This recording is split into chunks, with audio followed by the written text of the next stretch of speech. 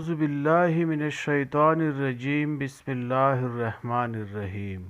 حضرت انس بن مالک رضی اللہ عنہ سے روایت ہے کہ رسول اللہ صلی اللہ علیہ وآلہ وسلم نے ارشاد فرمایا، اللہ تعالیٰ نے بچہ دانی پر ایک فرشتہ مقرر فرما رکھا ہے، وہ یہ عرض کرتا رہتا ہے، اے میرے رب اب یہ نطفہ ہے، اے میرے رب اب یہ جمع ہوا خون ہے، اے میرے رب اب یہ گوشت کا لوتھڑا ہے۔